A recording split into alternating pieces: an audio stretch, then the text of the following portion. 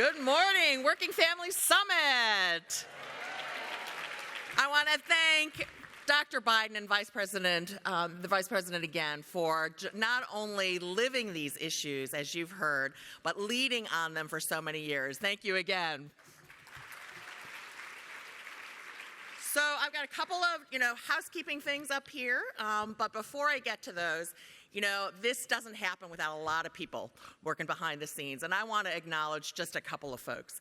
From the White House, we couldn't have done this without Avra Siegel, the Deputy Director of the White House Council on Women and Girls, Hallie Schneier, who heads our Women's Outreach, and my assistant, Jordan Brooks. At the Center for American Progress, Allison Zellman and Jocelyn Fry were amazing on this. And at the Department of Labor, Mary Beth Maxwell and Latifah Lyles were tremendous warriors, and so many people behind them all. Now, I've got this up here. You've all got your folders. There's great stuff in here. You've got an agenda. You'll see what we're doing is we're going to have the plenary in here. We will then go immediately and very quickly to breakouts. After the breakouts, you'll come back here for lunch and another plenary and the president's remarks. In the afternoon, we'll have a second breakout session. You'll go back out, and then we'll come back here to end the day, back in this room, and we'll hear from the First Lady as well as an amazing panel. So it's a full day. What we want you to do all day long is to tweet.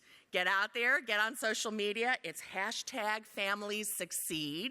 So you can get on there, and there's a helpful handout right in your folder that gives you everybody's Twitter handles for all of your speakers, and gives you, fun facts to put out there. We've also got the Makers Group. It's a digital and broadcast initiative that has been through interviews chronicling the last 50 years of revolutionary change. They're going around, they'll be filming people. If they come up to you and you want to give them a story of your own, please do that. I also want to encourage you to make your way all the way around the circuit here, because if you go behind this room here, around here, you're going to find a selfie place where you can take your selfies behind our wonderful signage here. And in your folders, you've got one of these, which is a pledge card. This is all about your stories. As you're hearing today, what this today is about is telling everyone about the stories of real working families, what their challenges are, and what we need to do to solve those issues. So here's a place, post your story. You can put it up on the wall. You can take a selfie with that. But we want to collect and we want to hear from your stories. So do that over on the wall. And when you keep going down the hallway, you will see some amazing photos and stories of working families from around the country that were submitted by Ultraviolet, by the Religious Action Center, and the Shriver Report. And I want to make sure you don't miss those, and that you also see displays from some of the organizations that survey working family companies and put out best practices, so that you can learn about those as well. And then finally, I want to make sure that you continue to use the hashtag all day long.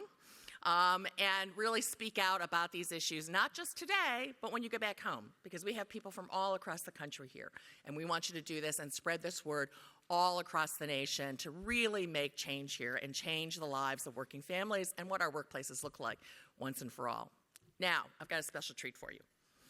So you've heard a lot, the president, sort of talks about Mad Men. We're not in a Mad Men era anymore. This is not 21st century. We're not, having workplaces that operate, the way Mad Men did. And so we've got someone here who knows a little bit about Mad Men policies and the way Mad Men worked, what it was like to be a single working mom in Mad Men. I'm really delighted to have with us today, joining us, the person who plays Joan Harris, that single working mom on Mad Men, an award-winning actress, Christina Hendricks. Thank you. Thank you so much. Good morning. Good morning, I'm Christina Hendricks.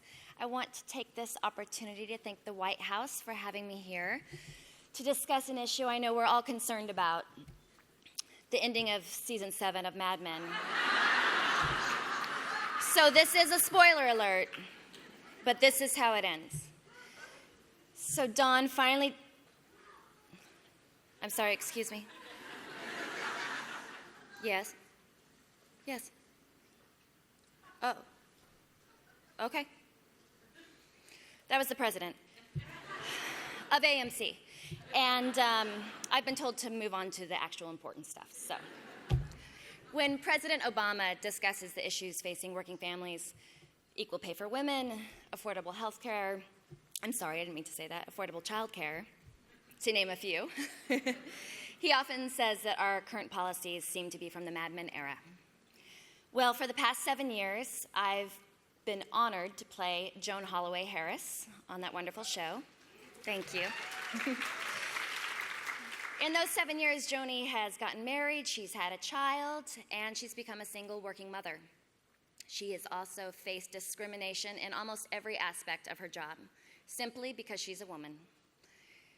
Her assignments, her paychecks, and even her office are diminished compared to the male workers in her office, even when sometimes her actions are effectively saving their jobs. Well, it's time for that story to go away, the way of the rotary phone and the typewriter, because our ability to support our family should be based on talent, hard work, and responsibilities. This is not a women's issue. This is a family issue. This is about everyone.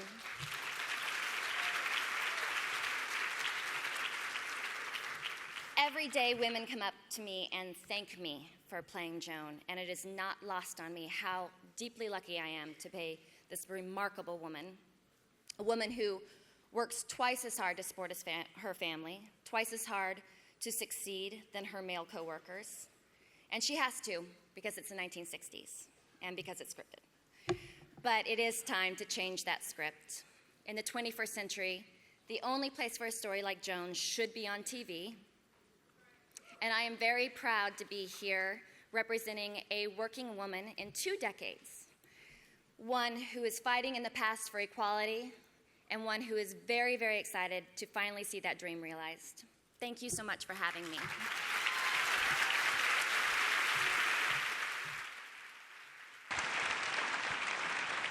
Here to share a personal perspective, from Brooklyn, New York, Kay Thompson.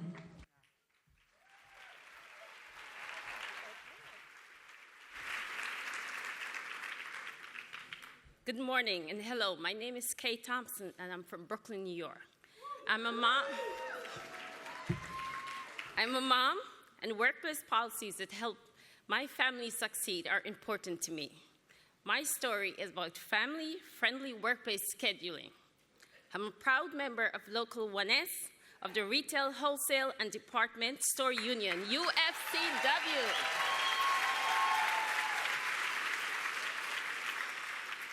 And I have worked for almost 20 years at Macy's Herald Square in New York City, all the while raising my 4 beautiful daughters, ages 6 through 16.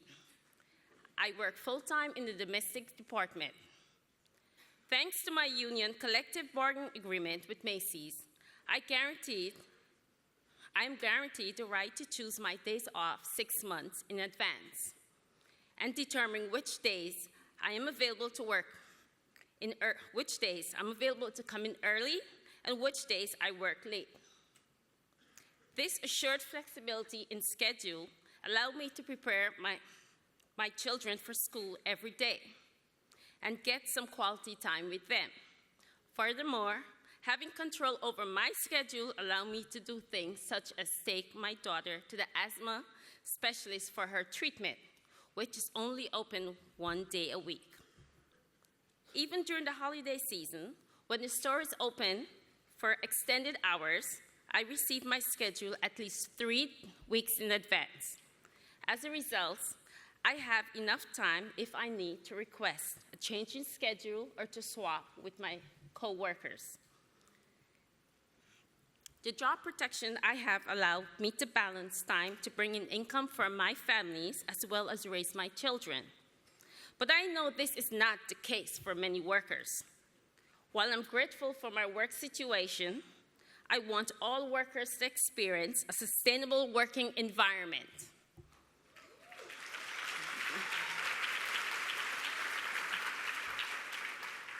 Where family-friendly workplace scheduling is a priority for all companies. Whether it's through collective bargaining agreements or public policy solution, That is why I'm proud to be here and to introduce Family Matters Panel. Thank you.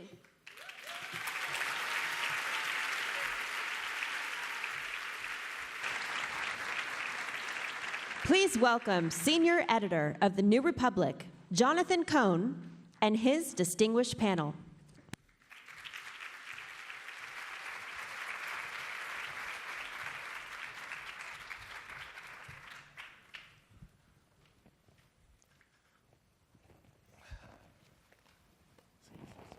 Thank you.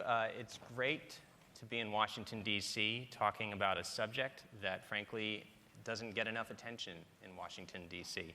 I say that as an observer who's written about work-family issues for many years, and I say that as a working parent.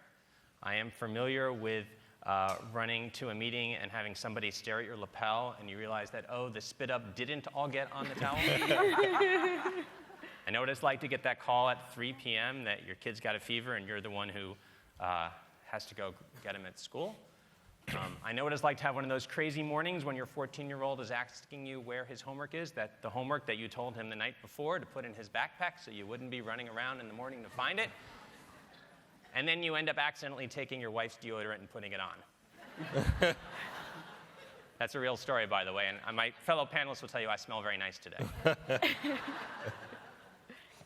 But I've actually always been very fortunate. My wife has a generous employer. I have a generous employer. We've been able to take advantage of flexibility. We've had access to good daycare. We are in the minority in this country. Our workforce has changed. We have more and more working parents who need access to leave. They need access to daycare, and they struggle to get it. A few months ago, I wrote a story about a single mom in Texas who had been struggling to try to find work out of the recession. And the problem was she couldn't find daycare, and she finally ended up putting her child in a home daycare she didn't know very well. It turned out the owner had a history of neglect, and there was a fire, and several of the children actually died. And these kinds of things happen. That's an extreme story, but the fact is we live in a society that is not really well prepared to deal with working families and working parents. Fortunately, that's a very rare story. But are there things we can be doing? These are complicated questions, questions about what's the proper role of government, what's the proper role of business, what should our goals be in terms of gender equity, and what's good for children. And we're not going to answer all of them today, but I do have this wonderful panel with me with some really terrific people who can help us at least get some insights. Immediately on my left is Claudia Golden, who is an economist at Harvard. She is also from the Bronx, she says proudly.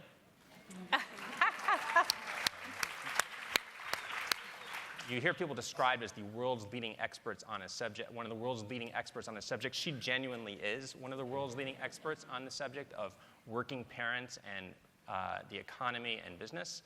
To her left is Mark Weinberger, global chairman of EY, the company formerly known as Ernst & Young. Mark served in the Bush administration in the Treasury Department. And more to the point, for this discussion, he is the father of 4 teenagers. Yeah. 4 teenagers. Yeah. God bless him. Yeah, you all share my experiences, I can tell. That's great. To his left is McKeely Howell. You know, I was practicing that name before to get it right. McKinney is from Seattle and owns a chain of, small business. It's called Plum Restaurants. It's actually they do wholesale food sales, retail. They have several restaurants. People in Seattle tell me the food is great. We don't do advertisements here, but, you know, if you happen to be in Seattle, you might want to try it. And to her left is Mary Kay Henry, president of the service.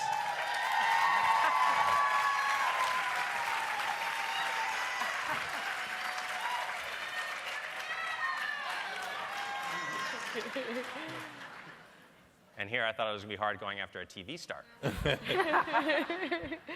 Mary Kay is the head of the Service Employees International Union, which represents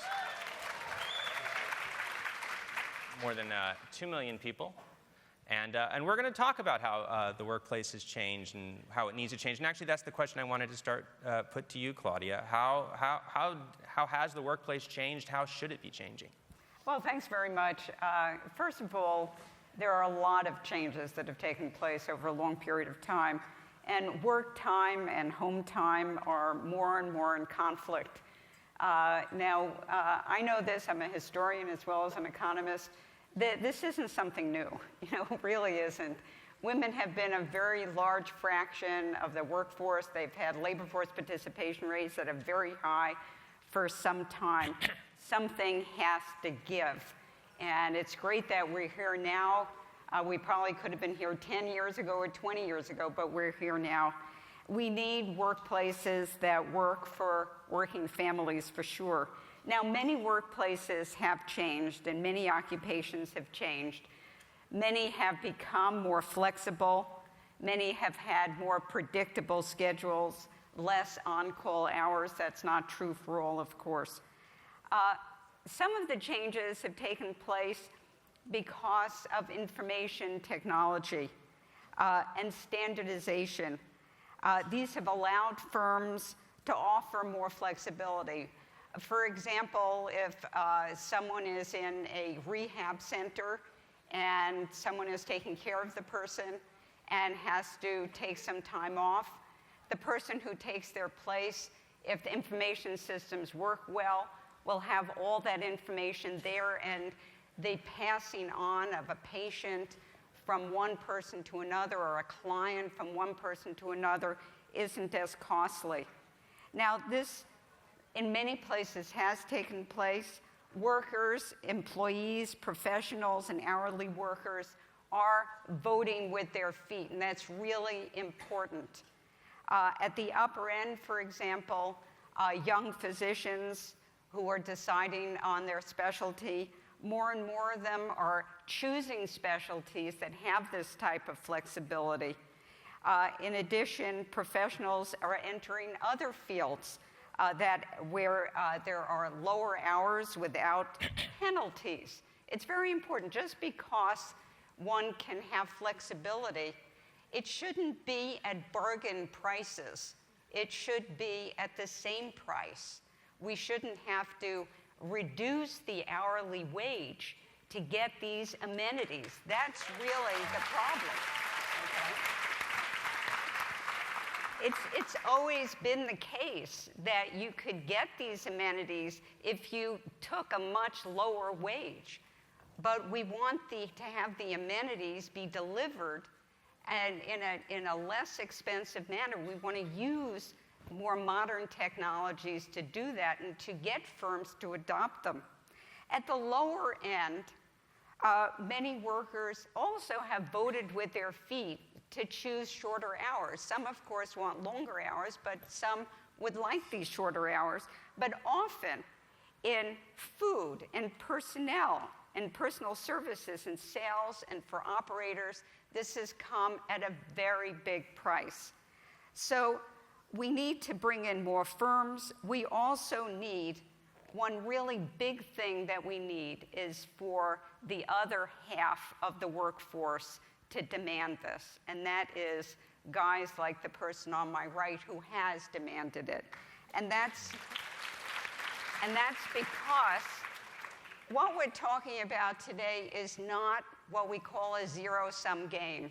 It's not where women gain and men lose. It's where we all gain. Thanks.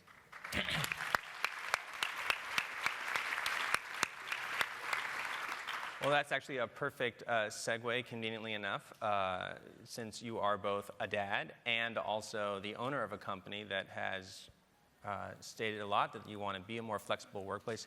Can you tell me a little bit about why you've led, what was the impetus behind the changes you've made, and a little bit about the actual what changes your company has made? Sure, Jonathan. Thank you. It is great to be here today. The bottom line is our business is all about talent and people. We have 180,000 people in 150 different countries. We hire 60,000 people a year. We cannot afford not to get everybody involved in our organization if we want to be the best organization in the world. And that means everybody. So when you think about 3/4 of the American families having single parents or dual income earners, we have to have a work environment that gets them involved and keeps them, and not only retains them, but helps them to advance through our organization. When you think about 50% of the people we hire off campuses are women, And traditionally, we haven't had as many make it through the system to become leaders. We have to address that issue, and flexibility is an incredibly important part of that. But it's not just about women. It is an all-in issue, women and men, as you heard a lot about this morning. It is absolutely crucial. When I talk to 60% of our workforce, of this 180,000 people, are Generation Y. So that's a lot of young people. Almost 40% of them say they will leave an organization if there is not flexibility. When you look at Generation X, it's a third. When you look at baby boomers, it's a little less. But the future is going to demand it. You either get on board or you get off. But it is about everybody. The women don't want to be singled out, and the men don't want to be left out. And realistically, Jonathan, you asked, what does it take? Well, it's hard. We have all the terrific programs. We have great flexible work arrangements. We have an Office of the Future that helps people be more mobile, work differently, all really important. But it is not, and it cannot be an initiative. It has to be a culture. It has to be led from the top. Thank you. And it can only be a culture if it's all in. Our cornerstone of our key strategy, Vision 2020, is high-performance teams. And we reward teams that provide for flexibility on those teams. And we share best practices, and we actually single out account teams, and we single out jurisdictions that do the best at making sure we retain and develop our people. We actually have a global people survey, and we ask our people, do you feel like we have a flexible work environment? And does your manager provide that? And we measure every year our improvement, and where there's no improvement, there's accountability. And so I think it's more than just initiatives. It's more than just looking at it as a women's issue. If you really want to provide for a workforce of the future, you have to provide for everybody. Okay.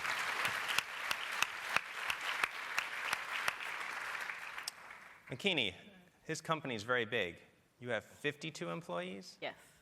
So tell me what, motivated, and tell us a little about your company and what motivated you to sort of try to have a family-friendly workplace. Well, just like we're talking about the changing demographics in the workforce, there's also a changing demographic in small businesses. And as a female business owner of color, I bring my entire self to my business, and that means how I treat my workers. And I care about the advancement of women's careers in my industry. I care about training girls to lead. I care about pay equity.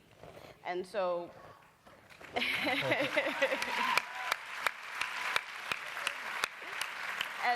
as a successful small business and a growing business, Plum Restaurants illustrates how you can bring a heart to the corporation and you can care about the advancement of working families and you can still make a healthy profit.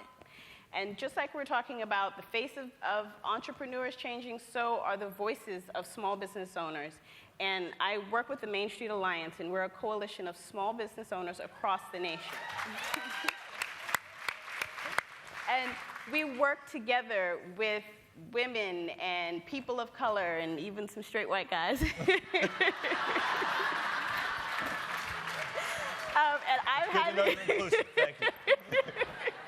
I've had an amazing opportunity to work with small business owners to help me to implement workplace policies that will help the worker and will help our bottom line.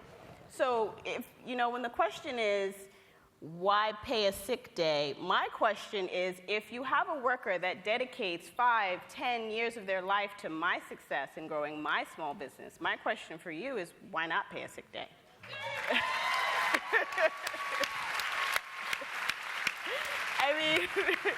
Why not advocate for a living wage?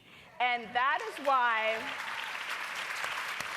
and thank you, and that is why I was very proud to be a part of the group of small businesses along with the Main Street Alliance, and we worked in Seattle to pass paid sick leave. We worked to increase the minimum wage. We increased the minimum wage in Seattle to $15 an hour, the highest in the nation. And I truly believe that businesses that survive the longest are the ones that are most responsive to change. And we have to change our workplace policies and our nation's laws to reflect the economic realities of today. Because the truth is that the economy is built from the bottom up and not the top down. And every job should be an economy-boosting job. So I know that there may be some people who think that maybe I just have a bleeding heart, but these policies create goodwill. And when you have a community that understands that you care, goodwill goes directly to your bottom line. When your community and your workers understand that you know family matters. And that's why I believe in these policies.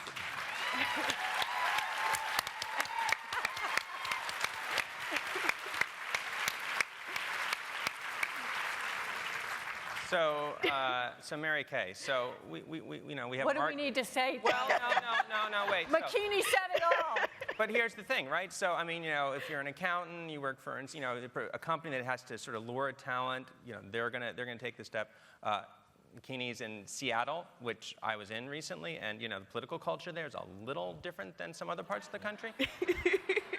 You represent a lot of low-income workers. I'm willing to bet a lot of them don't have employers like this. So tell me what their situation is. Yeah, I would just say that what McKinney and Mark represent to me is the hope that we could actually imagine an America where those values, where when you work hard, you ought to be able to live a decent life, could be restored again in this country.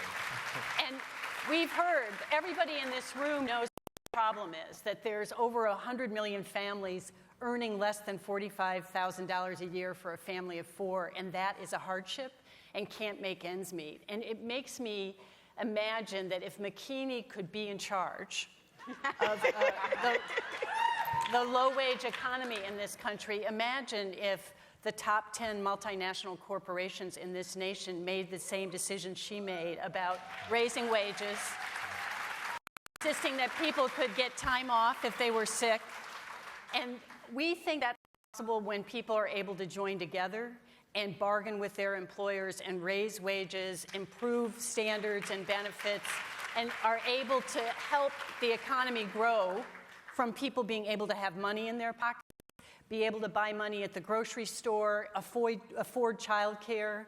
And that's the thing that I think on Family Matters that we've heard this morning and that I think Claudia just spoke to, which is caregiving needs to be regarded as work in our nation and needs to be rewarded in the same way that we think about restaurant work or accounting work. Can we imagine home care workers and child care workers in this society being the auto workers and steel workers of the last century?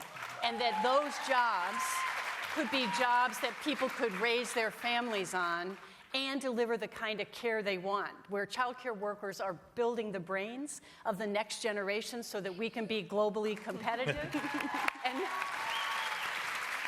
And home care providers are caring for an aging population in this country without the necessary support.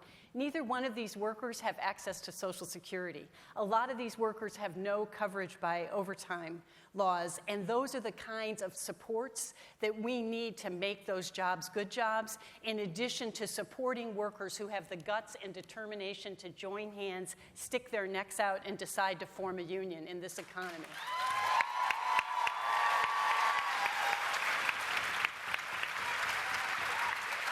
So that all sounds lovely. This is great. I'd love to live in this. But I have an economist on my panel here, so I'm going to ask my economist friend sitting to my left. I mean, it would be great if companies could just do this. And I mean, what's the cost benefit here? I mean, where do the? I mean, at some point, companies are going to run into trouble, and I'll ask you about your company in a second. But I want to hear from world expert over here first. I'm from the Bronx. I didn't say I was a world. Oh, that's right. Big companies, companies that are involved in training professionals, and not all big companies, of course, train professionals, and not all companies that train professionals are big. But those are the ones, as we just heard from Mark, who want to retain their workers. They invest in their workers. They invest a lot of money in those workers when they hire them, when they're on staff. They have great incentives to put these policies in place. Now we have a small business owner. She knows her workers. She really likes her workers. She wants to put these policies in place. But we have lots and lots of companies that don't have the professionals, that aren't doing the investing, that are very large, that don't know each one of their workers. So then what do we do? That's where government steps in. Because that's why we passed an FMLA. We passed it with 12 weeks, which, as we know, is the lowest number that you're going to get in any data set that I've looked at for any country. Maybe there's a country there that's lower, but I haven't seen it. And what we need is for a coordination mechanism for government to step in and say, we have a loss in our economy if someone who is working has a child, has a disability, has to take time off, and has to leave that job and then has to search for another job. That's a cost to everyone in the system. So that's what we have to do, because it's only certain firms that are going to do it themselves. This is why government steps in and has an FMLA and has it as a social insurance policy where it is paid as it is, for example, in California. Did you guys, when you've offered different policies, I mean, did you guys do the bottom line analysis? Did you look and say, look, this is, we're going to lose X money because we're going to lose these people for a few months but we're going to get it back? Did you actually do that kind of calculation, or was it more just, hey, this is what we need to do? Well, we do a lot of things that are probably... And you're accountants, right? We do probably overanalyze everything and do a lot of things that we shouldn't, but this is such a no-brainer that didn't take any economic analysis. I mean, I look at my personal situation, okay? I have 4 children at home. When I was offered the job as CEO, I went to each of them and said, should I do this? This is going to be time away from home. And, I have 3 boys. My 2 boys said, well, I don't really know what you do now, so go, might be great. My other son said, are you going to make more money? Then maybe you should do it. And I was like, what are you wanting for now? My daughter had the most incredible response, which she said, can you still keep your commitment to us if you're going to take on the commitment with your EY family? And I said, absolutely. I said, I'm a father first and a husband, and I would be the global chairman CEO, which means I'll be time away. And just about 3 months later, it came to fruition when I was in China giving a speech. My very first speech as CEO, I was very nervous. I prepared very, very hard. In it, somebody asked me, are you going to be at our dinner at the Great Wall of China? We had 500 new partners from around the world there. It was a very big event. I said, I can't. I have to leave because my daughter has her driving test, and I promised her a year ago I would be there for it, and it just happens to be today. And when I tell you, not a single person remembers my great speech. But I got hundreds and hundreds of emails about that going home and the important, what it freed them up to be able to do. And I realized, you know what? If I don't feel comfortable being able to do that, I wouldn't be CEO. What is the partner? We're not going to have partners who aren't going to be comfortable being partners. If they don't feel that they can do that, we're not going to have leaders. And so it goes through the entire organization that if you want to keep the best people and not have them leave, to your point, Claudia, it's not a dollars and cents that you can calculate day in and day out. It's a culture that you want to work in every day.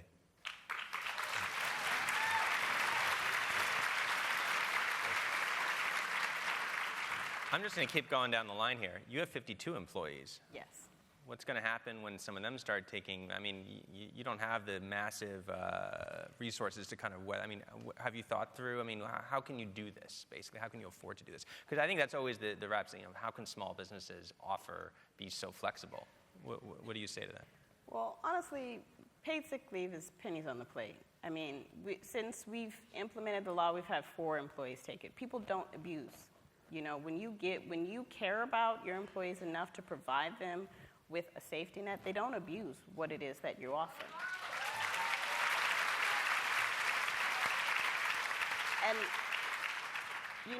for me, it's, public health was number 1 in considering whether or not we were going to support the policy. It already was a no-brainer that it was the right thing to do. So, we didn't want to serve you like a cheap, contagious flu with your sweet potato fries. So we decided to implement a policy that would look out for our workers. It would provide some form of healthcare for you coming into our restaurant. And I trust it. Like someone said earlier, you have to trust workers. You have to trust the people that you've put in place to help you to build your business. And if I can't trust you to tell me when you're sick, then I probably have a lot more issues than you taking a paid day. So it really doesn't cost us a lot, and the benefit, the longevity, the employee retention is priceless in the end. Good point.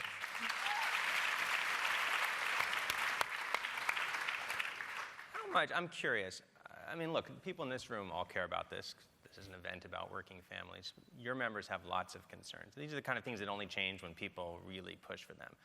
We've got all kinds of other concerns, right? When there's health care costs, there's wages, there's jobs. Your members, where does this fall in their ranking? Because I've heard this before. I mean, this is one of these issues, if you poll people, everybody, oh yeah, let's have, you know, are they going to vote on it? You know, are they going to really press for it? Where in the hierarchy is it, and what are you trying to kind of give it more of a high profile? Well, I asked about the 250 working family leaders that are part of unions in this room, and I would say that the number one issue that we feel like we need to tackle as a nation is how do we drive wages up at the bottom of this economy again, so that the wage pressure on jobs in the middle can increase and we can make ends meet. Because it's not about one job and being able to spend time with your kids, it's families doing 3 jobs and ships passing in the night to care for children and maybe spending 20 minutes to an hour. And that situation is unsustainable for working families in this country, and families are the only way people are able to even make ends meet. And so the question we think we have is, how do we restore the ability of working people to come together and drive wages up and create good jobs that have paid leave and all the things that So you kind of see it as one part of the same thing? Yeah, it's about more than a set of policies. It's about how do we create a structural shift in our economy, which the business leadership that McKinney's part of, working people, community members, and government came together to do in Seattle. 100,000 workers who are earning below $15 are on their way to earning $15 an hour. And we think that will be transformative in terms of, and then the next question is, how do we sustain those jobs? Because we know businesses, small businesses growing faster in Seattle and San Francisco that have the highest minimum wages in this country than anywhere else in the nation. So this notion that raising wages and having family-friendly policies is not competitive is hooey. It's just ridiculous, because we know that when people are able to spend money in their community, the economy gets going for everybody again. And that's what this president of the United States is trying to call upon the nation to do, and we support his incredible leadership in saying that working families do matter, and when women succeed, Americans succeed, and nobody should work full-time and live in poverty. He wants to end that, and we support that. Can I say one, Is that? can I say one more thing? Yeah, go right ahead. One thing that has been looming in the background that we should have a discussion about, and I'm sure there's going to be more of a discussion later, is that many of the issues that we've been talking about concern children. And our workplaces have to change, but our educational system is also stuck in a very distant time. There is no reason why school begins with a 6-year-old. There was a time, some time ago, when we began kindergarten. There is absolutely no reason why it can't go, as many states and many municipalities have, to 3 and 4 years old. There is no reason why school ends at 2:30 or 3 o'clock. It doesn't make much sense. And there is no reason why, and I'm sorry to all the kids, why it ends in June. Yeah, I can hear my kids complaining about that already. You mentioned culture of your workplace. In a big company, it's easy to sort of say, we're going to change the policy, but it's not going to make a difference if managers down the line. I know a lot of companies have had problems with that. Can you talk for just a minute, because we're not a lot of time. I already have a minute. That'd be great, yeah. Yeah. Sure. I think, first of all, the example I gave you before, the tone at the top, nothing is more important than that. If you give them permission because you are actually open about it, I didn't say I had to rush back for a client meeting. I said I had to rush back for my daughter. And that will give people permission then to do it at all levels of the organization. That's one. Two, but in a big organization, you get what you measure. And we measure every year, as I said, we have a question that goes to all of our employees. Do you feel like you have flexibility in the workplace? Does your manager provide an environment to give you flexibility in the workplace? We can't ask our employees too many questions because they don't have a bandwidth to sit there and answer them when they're working. We chose those two because they're that important to our organization. They get it. It means a lot to us. We monitor our improvement, and now 2/3 of our people across the world, which is pretty darn high, 2/3 would say, absolutely, we have that. There's still a third that doesn't, mostly, frankly, in many other parts of the world, but we're working on it. And so what you measure matters, and we do measure it. And McKinney, you were telling me earlier that for you, you feel like this is actually a selling point. I mean, you're in Seattle, so obviously a different consumer market than some other places in the country, but you're finding that sort of being able to sort of promote yourself as a family-friendly workplace, you can kind of, that helps. Well, I think regardless of being in Seattle, workplaces should be family-friendly. Right, no, I know that, but I'm saying as a... Right, I mean, in terms of, does it actually help your sales? I know, do you feel like it helps your profile, your sort of consumer? It does. It creates a lot of goodwill. And, you know, when we came out in support of paid sick leave, we got groups of 20 and 30 folks just come to the restaurant to support us just because. And word really got out that we were the type of workplace that supported the family. Same thing when we supported the $15-an-hour wage, because people need to make more. You know, like big businesses, quite frankly, they create this sort of race to the bottom type mentality in wages, and we have to raise the wage. There's no getting around that. So, thank you. And it really does, once you know, with the $15-an-hour wage, we're putting about $3 billion more into consumers' pockets, and the key to that is the time for us to get to 15, it's going to put more money into the local economy, which is going to stimulate small businesses, because my workers are another business's consumers. And so it injects more money into the local economy, and we are able to grow our business because we create a lot of goodwill, which goes directly to our bottom. Do you actually have minimum wage? Do you have to raise to keep up, or were you already above the minimum wage, the 50? Most of our workers are already above the minimum wage. All right. I was just saying, because that's right. So, I guess last question, because they're giving us the, get off the stage sign. So, business leaders standing across the table from you or someone at SEIU and saying, we can't do this. It's too expensive. We have to be competitive. What's your silver bullet argument in 30 seconds? That we have to, as a nation, if we're going to be globally... what's our bottom line argument? Because they're thinking bottom line, right? I'm a business owner, I'm a bottom line guy. I want to know how I can do this. I don't care what I want. 70% of the U.S. economy is driven by consumer demand. Unless workers have money in their pockets to spend, the economy cannot grow.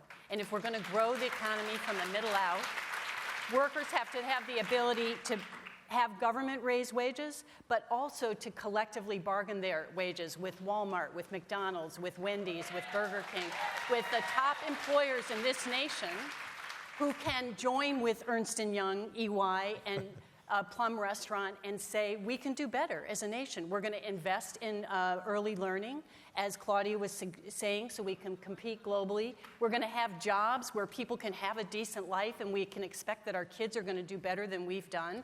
And that's not true for most of America today. And we can make it true as a nation when business, working people, government come together. We can turn things around. We've done it before, and today is our chance to recommit ourselves to building the next American middle class. I think that's good. Well, listen, I want to thank all of you. Thank you, Jonathan. Thanks for providing these insights, and hope you guys get to enjoy it and get to enjoy your breakout sessions, or maybe someone else is going to dismiss you for that, so I don't want to give you that. Thank you. Thank you very much.